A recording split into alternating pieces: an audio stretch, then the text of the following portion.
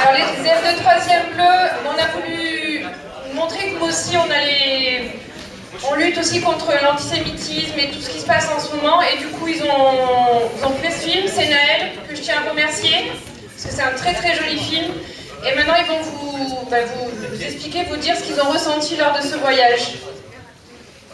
Et vous avez une banderole. Alors, c'est plus jamais ça, c'est un propos qui a été tenu par Simone Veil. Et donc je vous laisse lire. Et je laisse parler les enfants.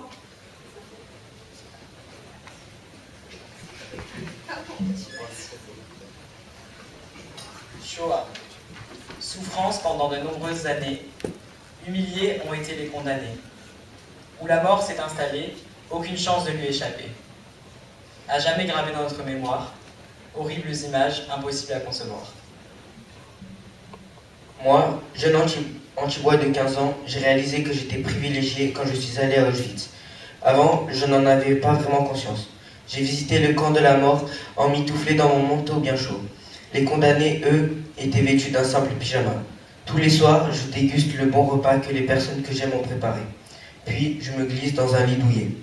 Les condamnés, eux, étaient sous-alimentés et dormaient sur des lits superposés de 3 étages, dans des baraquements insalubres où il faisait très chaud l'été et très froid l'hiver. Mais s'il n'y avait que ça. Les conditions de vie des détenus ont été abominables.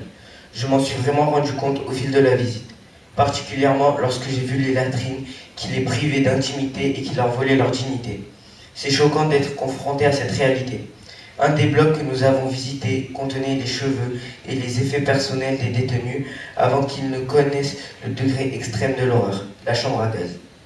J'ai été aussi d'effroi lorsque j'ai réalisé que c'est tout ce qui reste aujourd'hui du passage sur Terre de ces malheureuses victimes. J'ai alors pensé à la phrase que j'avais lue à l'entrée du camp et que le guide nous avait traduit. Le travail rend libre. Mais de quelle liberté parlons-nous ? Ce voyage de la mémoire m'a marqué. Je savais que ce serait lourd émotionnellement, un tel degré dans la barbarie, comment les SS ont pu faire cela. Comment ils n'ont pas éprouvé une once de pitié pour leurs semblables. Il est capital pour moi de se rendre à Auschwitz pour bien mesurer l'horreur et de témoigner de ce que l'on a vu pour ne pas oublier. SS, assassin de l'innocence, humiliant, déshumanisant, discriminant de pauvres détenus.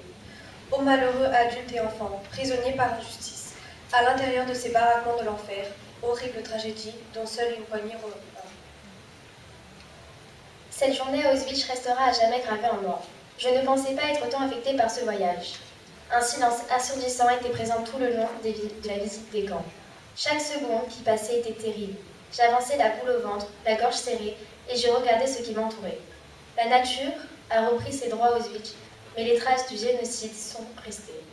Lorsque j'ai vu les tas de cheveux et les chaussures des pauvres victimes innocentes paraquées là, dans des conditions inhumaines, j'avais l'impression que ce n'était pas réel.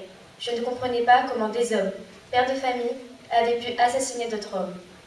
Ce voyage m'a fait énormément réfléchir. Ma vie continue alors que celle des détenus a été volée.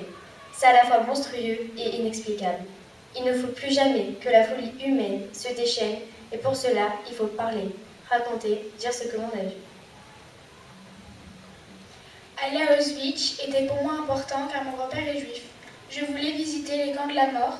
Je voulais me rendre compte que ce qu'avaient pu vivre les détenus. Je voulais voir ce à quoi avait échappé mon grand-père.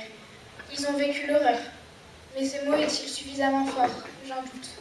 Resteront à jamais gravées en moi les images des monticules de cheveux, de chaussures, de vêtements et d'autres objets ayant appartenu aux déportés. Aujourd'hui, tous sont morts. Simone Veil, notre héroïne nationale, comme Charles Gottlieb, notre héros régional. C'est donc à nous de reprendre le flambeau, à nous de parler de la tragédie vécue par des millions d'innocents. Nous devons le faire pour leur rendre un hommage posthume, mais aussi pour protéger les futures générations de la folie meurtrière de certains hommes, suffisamment charismatiques pour manipuler les plus vulnérables. Avant d'avoir le privilège de visiter le camp d'Auschwitz, j'avais le sentiment qu'il était important de ne pas oublier ce que l'être humain est capable de faire. Aujourd'hui que j'y suis allée, je mesure la responsabilité qui est la mienne. Je dois parler de ce que j'ai vu, trouver les mots suffisamment justes et forts pour que mon témoignage ait un impact. Ce voyage mémorial a été fort en émotion. J'ai vu ce qui reste des lieux où les pires monstruosités ont été commises. J'ai vu ce qui reste des effets personnels, des nombreuses victimes de la barbarie nazie. Mais j'ai aussi imaginé, grâce au récit de notre professeur d'histoire et de notre guide, tout ce que l'on ne voit plus. Les cris, les pleurs, les coups, les humiliations. Comme mes camarades, j'ai pris des photos parce qu'il était important pour moi d'immortaliser ce que je voyais.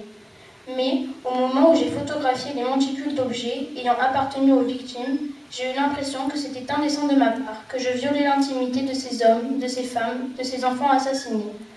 Je ne suis pas revenue indemne de cette journée à Auschwitz, mais je pense qu'il est de notre devoir à tous d'y aller un jour. Lorsque je suis allée devant la porte de la mort, j'ai ressenti de l'inquiétude, de la peur. Lorsque j'ai marché sur les rails, j'ai réalisé que des personnes avaient emprunté le même chemin que moi, avaient franchi la même porte, mais qu'elles étaient mortes dans des souffrances atroces. Lorsque j'ai pénétré dans le camp, j'ai ressenti un poids énorme sur moi, accentué par le silence pesant. Lorsque je suis entrée dans les latrines, j'ai imaginé les détenus, en face de moi, en train de hurler à la mort. Lorsque le guide nous a dit que nous marchions sur des cendres, j'ai pris conscience que je marchais sur des êtres humains, qui avaient une famille, des rêves et des soucis. Ces êtres humains n'ont pas pu vivre. Quand je pense à ces enfants qui ont vu leurs parents mourir sous leurs yeux, avant de mourir à leur tour, cela m'indigne, cela me révolte. Au milieu des bâtiments en briques rouges, qui auraient pu être ceux d'une ville, régnait une atmosphère troublante. La mort planait. Elle est devenue concrète pour moi lorsque je suis rentrée dans la pièce où se trouvaient des tonnes de cheveux. L'image de ces cheveux est sans doute celle qui restera à jamais gravée en moi. Je n'ai pas de mots pour vous expliquer ce que j'ai ressenti à ce moment-là. Les cheveux, les prothèses, les valises, les chaussures des enfants et la chambre à gaz. Aucun mot ne sera jamais assez fort pour dénoncer une telle horreur. Mais je serai toujours là pour dire plus jamais ça. Auschwitz. Au-delà des barbelés électrifiés, un groupe de prisonniers séquestrés. Sous les coups et les hurlements, chaque détenu vivait en souffrant. Haute tour pour les observer, wagons de bêtes pour les transporter, innocentes étaient les victimes. Travaillant jusqu'à leurs derniers instants, zébrés étaient leurs vêtements qu'ils portaient en mourant. Lorsque je suis arrivée tôt le matin à Birkenau, j'ai vu les rails et j'ai eu des frissons. En face de moi se dessinait une immense allée qui n'en finissait pas. Tout au long de la visite, je me suis mise dans la peau d'un déporté, exténué par un voyage éprouvant, arrivant dans ce lieu inconnu et ne sachant pas son destin. J'ai été choquée lorsque la guide nous a dit que l'on marchait sur des cendres, de vraies cendres humaines. Tout ce que j'ai vu m'a révoltée. Les dortoirs, les latrines, les faux crématoires et surtout les griffures sur le mur de la chambre à gaz et les monticules de cheveux, de chaussures et d'objets ayant appartenu aux déportés. En voyant tout cela, j'ai été submergée par l'émotion car je me suis dit que cela aurait pu être mes cheveux, les chaussures de mes parents et les béquilles de mes grands-parents. Je crois que si j'étais venue hors cadre scolaire, je ne serais pas allée au bout de la visite tant j'étais horrifiée par tout ce que j'ai vu et entendu. C'était insoutenable. Mais il ne faut pas être lâche. Moi, j'ai eu la chance de franchir le portail dans les deux sens, mais pas pour la plupart des détenus. Il ne faut pas fuir la vérité, au contraire la relier. Auschwitz a été pour moi un voyage instructif et bouleversant. Il m'a permis de réaliser le degré de violence et d'inhumanité des nazis envers le peuple juif. J'ai été choqué par ce que j'ai vu. Le mot qui convient le mieux pour décrire le principal sentiment que j'ai éprouvé est le mot haine. À mon retour, les adultes avec lesquels j'en ai discuté m'ont tous expliqué que la haine est stérile, qu'elle n'apporte rien, qu'elle alimente la rancœur et la violence.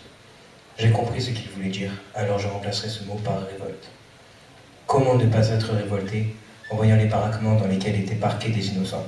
Comment ne pas être révolté en voyant ce qui reste des détenus assassinés?